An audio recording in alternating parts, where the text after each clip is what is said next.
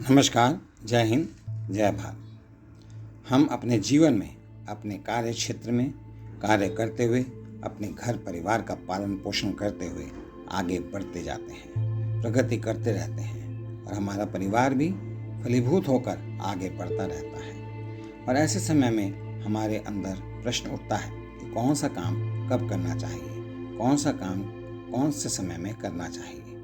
इसके लिए विख्यात रूसी साहित्यकार टॉलस्टॉय अपनी कहानी 3 प्रश्न में लिखते हैं कि किसी राजा के मन में 3 प्रश्न अक्सर उठा करते थे, जिनके उत्तर पाने के लिए वह अत्यंत अधीर था। इसलिए उसने अपने राज्य मंत्री से परामर्श किया और अपने सभासदों की एक बैठक बुलाई। राजा ने उन सभा में जो अपने 3 प्रश्न सबके सम्मुख रखे वह थे: नंबर 1, सबसे महत्वपूर्ण कार्य क्या होता है? नंबर 2, परामर्श के लिए सबसे महत्वपूर्ण व्यक्ति कौन होता है? नंबर 3, किसी भी निश्चित कार्य को करने का महत्वपूर्ण समय कौन सा होता है?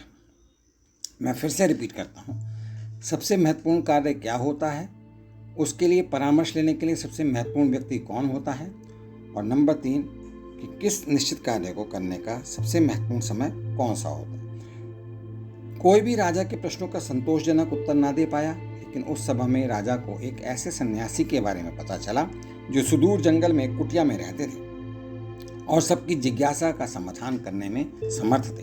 राजा भी साधारण वेश में अपने कुछ सैनिकों एवं गुप्तचरों को साथ लेकर चल दिया उस सन्यासी के दर्शनों के लिए। दिल में एक ही आस थी, अब उसे अपने प्रश्नों के उत्तर अवश्य ही मिल जाएंगे। जब वह सन्यासी की कुटिया के समीप पहुंचे तो राजा ने अपने सभी सैनिकों एवं गुप्तचरों को कुटिया से दूर रहने का आदेश दिया और स्वयं अकेले ही आगे बढ़ने लगा।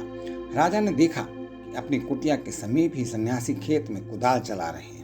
कुछ ही क्षणों में उनकी दृष्टि राजा पर पड़ी।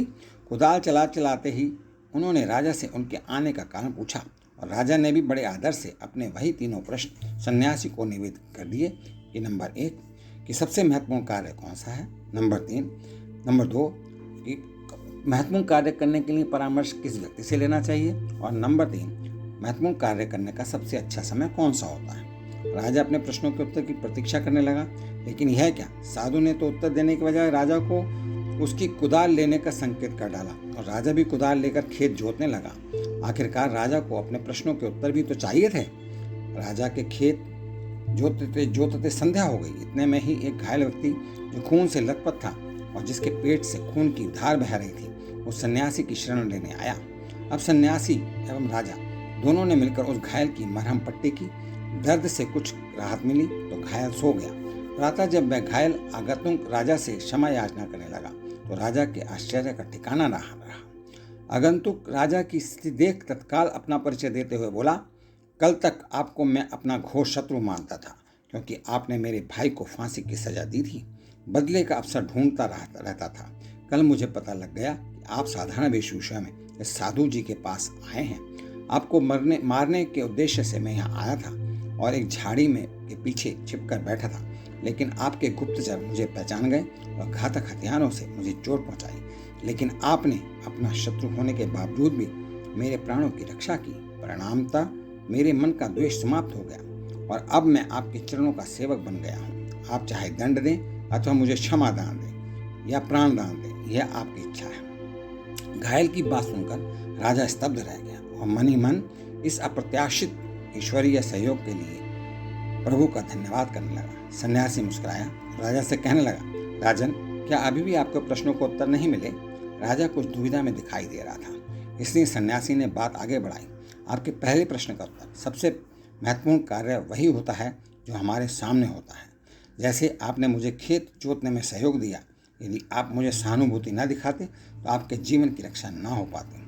आपका दूसरा प्रश्न था, परामर्श के लिए कौन महत्वपूर्ण होता है। इसका उत्तर आपको स्वयं ही मिल जा चुका है कि जो व्यक्ति हमारे पास उपस्थित होता है उसी से परामर्श मायने रखता है। जैसे उस घायल व्यक्ति को सहायता की आवश्यकता थी जिसके प्राण आपने बचाए, इस तरह आपका शत्रु भी आपका मित्र बन गया।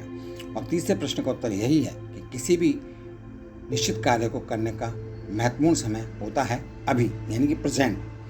आप इस कहानी से यह शिक्षा लेकर अंदाजा लगा सकते हैं कि वर्तमान काल जो चल रहा है वह ही अच्छा समय है, वह ही सच्चा समय है कोई भी कार्य करने का, कोई भी शुभ कार्य प्रारंभ करने का। आप अपने वर्तमान को मत खोइए। भविष्य के लिए अपनी मेहनत को बर्बाद मत कीजिए।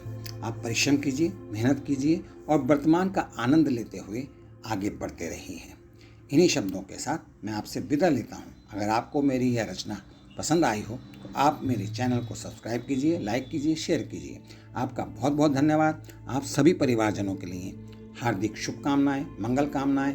नमस्कार। जय हिंद, जय भारत।